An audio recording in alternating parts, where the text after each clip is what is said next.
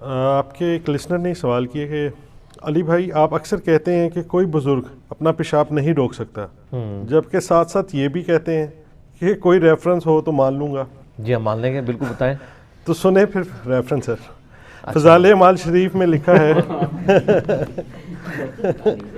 فضائل اعمال شریف میں لکھا ہے کہ ایک بزرگ 12 دن تک ایک وضو سے ساری نمازیں پڑھتے رہیں۔ اب تو آپ مان لیں پلیز۔ میں جناب رجوع کرتا ہوں، اور اپنا رجوع بھی ریکارڈ کروائیں اس پہ۔ اچھا لکھا ہوا ہے رجوع بھی ریکارڈ؟ جی وہ انہوں نے سوال ہے سر، میں اپنا رجوع ریکارڈ کرواتا ہوں کہ میں نے اس واقعے کی انجینئرنگ نہیں کی تھی، تو میں اب رجوع کرتے ہوئے اس کی انجینئرنگ کر دیتا ہوں۔ بات یہ کہ آپ سے حوالہ ہم نے کتاب و سنت کا مانگا تھا کہ کتاب و سنت سے کوئی دلیل پیش کریں، اور اگر کتاب و سنت میں کوئی دلیل نہیں تو پریکٹیکلی کوئی کر کے بتائے نا، پھر ہم مانیں گے۔ مثال کے طور پہ اگر میں یہ دعویٰ کرتا ہوں کہ جی میں عشاء کی نماز کی پہلی رکعت میں سورہ یاسین اور دوسری میں سورۃ الملک پڑھ سکتا ہوں، تو میں آپ کو پڑھ کے بتا دوں گا، مجھے آتی ہے جی، ٹھیک ہے، تو یہ میرا دعویٰ میں پریکٹیکلی کر کے بھی بتا دوں گا۔ اب ان کا یہ دعویٰ ہے کہ یہ ایک بزرگ جو ہے وہ 12 دن تک ایک ہی وضو سے ساری نمازیں پڑھتے تھے، تو سر پڑھتے تھے تو میں بھی ایک دعویٰ کر دوں گا کہ میں نے بھی جو ہے نا وہ 12 دن تک ایک وضو سے ساری نمازیں پڑھی ہیں، تو شاید ہو سکتا ہے اس کا وہ کہتے ہوں کہ ہر نماز کے لیے وہ ایک وضو کرتے تھے۔ نہیں سر، کلیئر لکھا ہے کہ 12 یعنی ایک وضو کیا اور وہ ٹوٹا نہیں، وہ ٹوٹا نہیں، 12 دن ٹوٹا نہیں 12 دن تک۔ تو 12 دن تک تو یعنی اگر کوئی آپ کا دعویٰ ہے تو آپ 12 دن تو یعنی بہت بڑی بات ہے۔ آپ ایک دن بھی یہ کر کے بتائیں تو ایک بڑا مشکل کام ہے۔ سردیوں میں شاید کوئی فجر سے لے کے وہ کر لے، لیکن اگلی فجر تک یا اس سے اگلی فجر تک تو اس کا کام ہو چکا ہوگا۔ صحیح۔ تو حوالہ ہم نے کتاب و سنت کے دلائل کا مانگا تھا، یہ آپ کو پریکٹیکل کر کے بتائیں۔ یہ سب کی سب کہانیاں ہیں، اور یہ کہانیاں پرانے زمانوں میں بزرگ لکھ کے چلے گئے، اب ان سے کوئی بندہ کوشچن نہیں کرتا، اور آج ہمارے بچے کوشچن کر رہے ہیں۔ میرا ایک کلپ پچھلے دنوں میں ریکارڈ ہوا تھا فضائل اعمال کے حوالے سے ہی۔ میں نے بتایا تھا کہ میں ایک دن ایک تبلیغی جماعت کی مسجد میں، تبلیغی جماعت کا سب سے بڑا سپورٹر جی جی، سپیکرز میں سے اللہ کے فضل سے میں ہوں، صحیح۔ باقی تو سب اس کو نگیٹ کرتے ہیں، کوئی اس طریقے سے آن کرنے کے لیے تیار نہیں۔ میں بڑی محبت کرتا ہوں تبلیغی جماعت سے، صحیح۔ لیکن علمی اختلاف تو اپنی جگہ۔ تو وہ فضائل اعمال میں سے درس ہو رہا تھا مسجد کے اندر نا، زور کی نماز پڑھ کے فارغ ہوئے، تو میرے ساتھ میرا بچہ تھا، 10 سال بمشکل اس کی عمر ہے، اور دوسرے کی تقریباً 8.5 سال۔ تو میں نے ان کو پابند کیا ہوا ہے کہ جب نماز زور ہو جائے تو تم بھی درس سن لیا کرو، تو وہ بھی درس میں بیٹھ گئے۔ بالکل ٹھیک۔ اب اس میں وہ بتا رہے تھے انہی بزرگوں کی کرامات اس حوالے سے کہ جی ایک بزرگ تھے وہ روزانہ صبح سے شام تک ایک قرآن پڑھتے تھے، دوسرے تھے وہ 3 قرآن پڑھتے تھے، تیسرے تھے وہ 8 قرآن پڑھ لیتے تھے، اللہ، ٹھیک ہے جی، صبح سے لے کے زور تک، ایک رات کے اندر 8 قرآن پڑھ لیتے تھے۔ اب وہ یعنی وہ بچہ میرا یعنی سن رہا تھا، اور میں بھی ڈر رہا تھا دل کے اندر نا، اور میں ڈر رہا تھا کہ جو کچھ میں سوچ رہا ہوں کہیں یہ نہ سوچ رہا ہوں، کہیں بزرگوں کا گستاخ ہی نہ بن جائے۔ صحیح۔ حالانکہ اس کی کوئی ایسی میں نے تربیت نہیں کی ہوئی گستاخی والی، اس کے باوجود آج کل کے بچے ویسے ہی سوچتے ہیں، جی جی، ان کی عقل کام کرتی ہے۔ جب وہ پھر ساتھ نماز کی ترغیب انہوں نے دلائی، جب پڑھ کے فارغ ہوئے درس سن کے، اس کے بعد میں موٹر بائک پہ نکلا، بچوں کو پیچھے بٹھایا، میں نے کہا دیکھو یار کتنی اچھی باتیں انہوں نے آج کی ہیں نا، اور انہیں ہمیں نماز پڑھنی چاہیے اور اہتمام کرنا چاہیے قرآن شریف پڑھنے۔ کہتے بابا باقی باتیں تو ٹھیک تھیں، یہ ایک دن میں 8 دفعہ یا 3 دفعہ قرآن کیسے کو پڑھ سکتا ہے، صحیح۔ پورا قرآن کیسے کو پڑھ سکتا ہے؟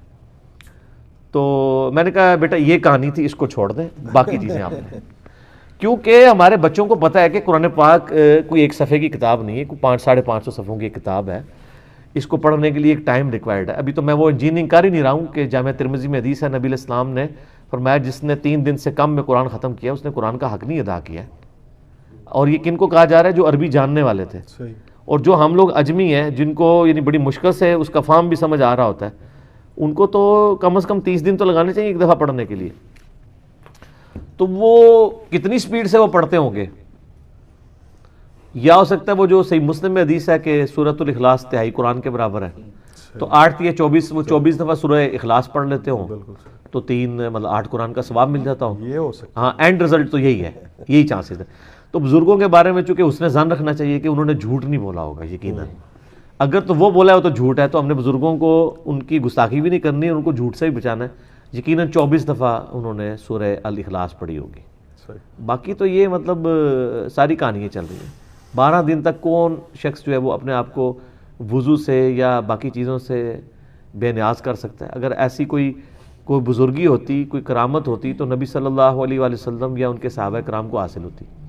آپ دیکھیں کئی بزرگوں کے بارے میں آپ کو واقعات ملیں گے جی، وہ فجر کی نماز پڑھتے تھے بیت اللہ شریف میں، ظہر پڑھتے تھے بیت المقدس میں، ٹھیک ہے جی، اور عصر پڑھتے تھے جا کے مدینہ شریف، مغرب کی نماز پھر بیت اللہ شریف، وہ تین ان کو پتہ چل گیا نا بھی 3 متبرک جگہ ہیں۔ اب ان کو یہ پتہ نہیں ہے کہ تینوں ایک محلے کے اندر نہیں ہیں، ٹھیک ہے۔ اس زمانے کے اندر جب انہوں نے یہ واقعات لکھے ہیں، آج تو چلے کسی کے پاس چارٹر طیارہ ہو تو شاید ابھی بھی بڑی مشکل سے یہ ممکن ہو۔ جب یعنی بیت المقدس کا سفر آلموسٹ 1 سے 1.5 مہینے کی مسافت تھی مکہ شریف سے، اس زمانے میں آپ یہ دعویٰ کر رہے ہیں کہ فجر کی نماز وہ پڑھ رہے ہیں مکے میں، اور ظہر پڑھ رہے ہیں بیت المقدس میں، اور عصر پڑھ رہے ہیں مدینہ شریف کے اندر، تو سر یہ فضیلت تو صحابہ کرام کو بھی حاصل نہیں ہوئی ہے۔ صحیح مسلم میں حدیث ہے، نبی علیہ السلام ایک یعنی صحابہ کے گروہ کے پاس سے گزرے، وہ یعنی پورا وہ ایک آپ سمجھ لیں ایک قبیلہ تھا، تو وہ مدینہ شریف کے قریب شفٹ ہوئے، تو نبی علیہ السلام نے فرمایا کہ آپ لوگ ادھر کیوں آئے ہیں؟ تو انہوں نے کہا کہ ہمیں نماز کے لیے دور سے آنا پڑتا تھا تو بڑی دقت ہوتی تھی، تو اب ہم مدینہ شریف میں ہی رہائش لے لی ہم نے تاکہ ہمیں جلدی مسجد میں پہنچ جائیں۔ تو آپ صلی اللہ علیہ وآلہ وسلم نے فرمایا تم جتنے قدم چل کے آتے تھے وہ تمہیں ثواب ملتا تھا، تو پھر واپس چلے گئے اس جگہ پہ۔ لیکن ان کے زمانے میں کسی کے دماغ میں بھی یہ کیڑا نہیں تھا کہ یار اڑ کے بھی آیا جا سکتا ہے۔ سر یہ انجینئرنگ کا دور ہے نا۔ صحابہ کرام تو اپنے تھک جاتے تھے ایک محلے سے دوسرے محلے میں آتے ہوئے، تو نبی علیہ السلام نے جو کہا کہ تم دور سے چل کے آتے ہو، تو اس کی بجائے آپ کہتے کہ یار تمہیں کیا مسئلہ ہے، میرے امت کے تو چھوٹے چھوٹے اولیاء اللہ جو ہیں وہ ہزاروں میل کا سفر کریں گے، تو تم تو اولیاء کے بھی سردار ہو، تم تو صحابی ہو، تمہارے لیے کوئی مسئلہ اڑ کے آ جاؤ۔ اس زمانے میں یہ کہانیاں ہوتی ہی نہیں تھی، اس لیے ہم کہتے ہیں کتابوں کا دین اور ہے اور بابوں کا دین اور ہے۔ یہ ساری کی ساری کہانیاں انہوں نے بنائی ہوئی ہیں، یہ پاسبل ہی نہیں ہے۔ اور اگر کوئی کہتا ہے پاسبل ہے تو ہم کہتے ہیں کوئی ایک سیمپل پیش کر دیں ہمارے سامنے، ہم تو اللہ کے فضل سے 12 گھنٹے بھی اس کا وضو نہیں رہنے دیں گے۔